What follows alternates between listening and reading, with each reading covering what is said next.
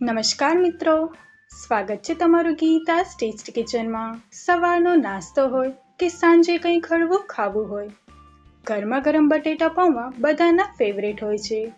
પણ પૌવા એકદમ છૂટા અને સોફ્ટ કેવી રીતે બનાવવા એ આજે આપણે જોઈશું। તો ચાલો ફટાફટથી બનાવવાનું શરૂ કરીએ। સૌથી પહેલાં આપણે એક ચાળણીમાં 2 વાટકી પૌવા લઈશું। હવે આપણે તેને પાણીથી 2 થી 3 વાર સરસ રીતે ધોઈ લઈશું।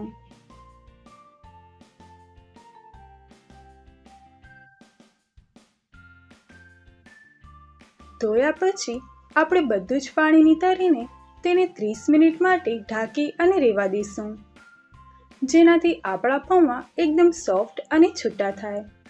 આપણા પૌવા સેટ થાય ત્યાં સુધી આપણે શાકભાજીને સુધારી લઈએ।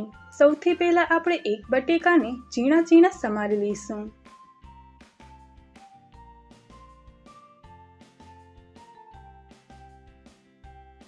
હવે આપણે એક ડુંગળીને પણ ઝીણી ઝીણી સમારી લઈશું।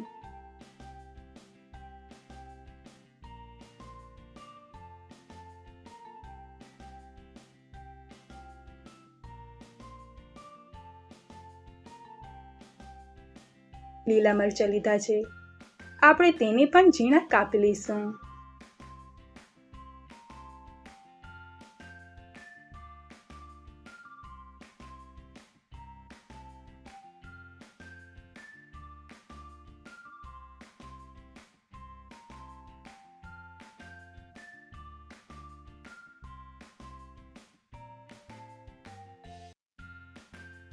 હવે આપણે 2 મોટી ચમચી સિંગદાણા લઈશું। હવે આપણે થોડા ફ્રેશ લીલા ધાણા લઈશું। આપણે તેને ઝીણા સમારી લઈશું।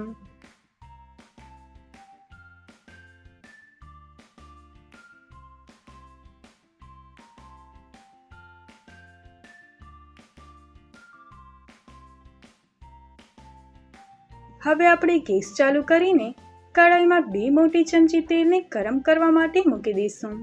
આપણું તેલ બરાબર ગરમ થાય એટલે તેમાં અડધી ચમચી રાઈ અને અડધી ચમચી જીરું નાખીશું। રાઈ અને જીરું તતડે એટલે તેમાં થોડા મીઠા લીમડાના પાન અને ઝીણા સમારેલા લીલા મરચાં ઉમેરીશું। સાથે જ આપણે તેમાં સમારેલા બટેટા ઉમેરીને તેને બરાબર મિક્સ કરી લઈશું।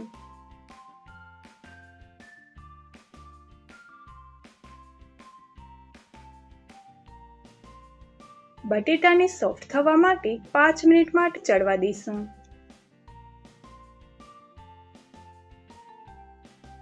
5 મિનિટ થઈ ગયા છે અને આપણા બટેકા થોડા સોફ્ટ થઈ ગયા છે।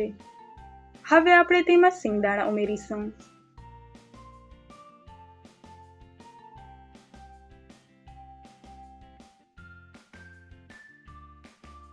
હવે આપણે તેમાં 5 ચમચી મીઠું નાખીશું। તમે તમારા સ્વાદ મુજબ વધુ કે ઓછું મીઠું નાખી શકો છો। હવે આપણે બધું જ બરાબર મિક્સ કરી લઈશું। હવે આપણે તેમાં ઝીણી સમારેલી ડુંગળી નાખીશું। જો તમે ડુંગળી ન ખાતા હો તો તમે તેને સ્કીપ પણ કરી શકો છો। આપણી ડુંગળી સોફ્ટ થાય એટલે તેમાં 5 ચમચી હળદર નાખીશું। હવે આપણે બરાબર મિક્સ કરી લઈશું।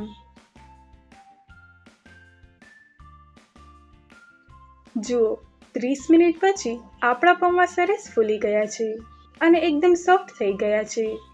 હવે આપણે આ પૌવાને કઢાઈમાં ઉમેરી દઈશું।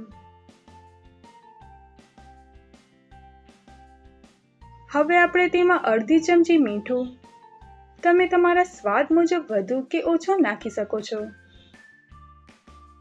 હવે તેમાં 2 ચમચી ખાંડ અને ખાટો મીઠો ટેસ્ટ આપવા માટે એક આખા લીંબુનો રસ નીચવીશું।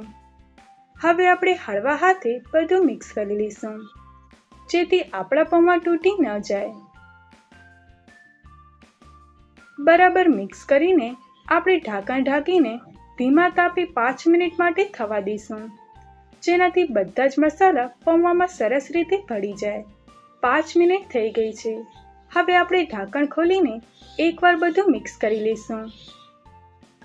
વાહ, બહુ જ સરસ સુગંધ આવી રહી છે।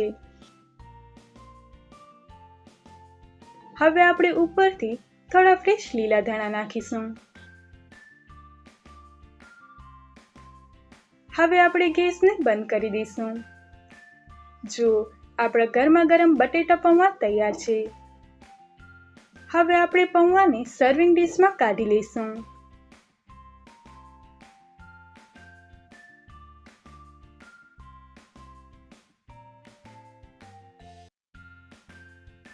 ઉપરથી થોડી ઝીણી સેવ અને થોડા ધાણાથી ગાર્નિશ કરીશું. તો તૈયાર છે આપણા ગરમા ગરમ બટેકા પૌવા. આ પૌવા તમે સવારના નાસ્તામાં કે પછી બાળકોના ટિફિનમાં પણ આપી શકો છો. જો તમને આ સિમ્પલ અને ટેસ્ટી રેસીપી ગમી હોય તો વિડીયોને લાઈક કરજો, તમારા મિત્રો સાથે શેર કરજો અને આવી જ નવી નવી રેસીપી માટે ગીતા's ટેસ્ટી કિચનને સબસ્ક્રાઈબ કરવાનું ભૂલશો નહીં. ફરી મળીશું એક નવી રેસીપી સાથે. Thanks for watching.